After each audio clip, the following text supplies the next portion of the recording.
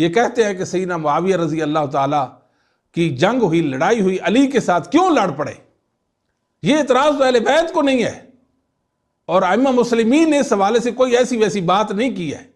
اور یہ بھی یہ کہ بیان کرتے ہیں کہ نبی کریم صلی اللہ علیہ وسلم نے سیدنا عمار سے کہا تھا کہ عمار آپ کو ایک باغی گروہ قتل کر دے گا، کہ معاذ ان کو جنت طرف بلائیں گے عمار، اور وہ ان کو جہنم کی طرف بلائیں گے۔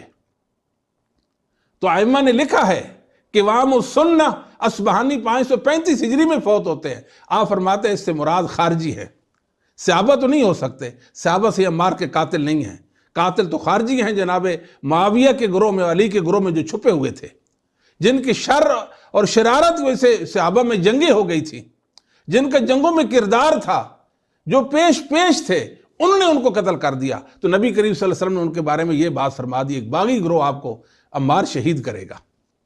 ساتھ ہی بخاری حدیث ہے، ان نبنی ھذا سید، حسن میرا بیٹا ہے اور یہ سردار ہے، وَلَعَلَّ اللَّهَ أَن يُصْلِحَ بِهِ بَيْنَ فِئَتَيْنِ عَظِیمَتَيْنِ مِنَ الْمُسْلِمِینَ۔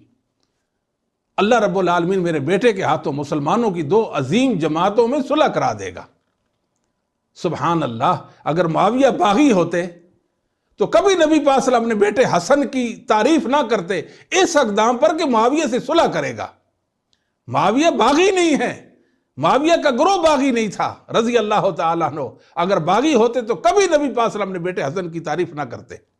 اس حوالے سے اس سے کیا معلوم ہوا، اس سے کیا ثابت ہوا؟ ثابت یہ ہوا کہ حسن رضی اللہ تعالیٰ نے جو آپ کے ہاتھ پر بیعت کی بالکل صحیح اور درست بیعت تھی، اور تمام کے تمام مسلمانوں نے بھی آپ کو اپنا بڑا مان لیا اور حکمران تسلیم کر لیا۔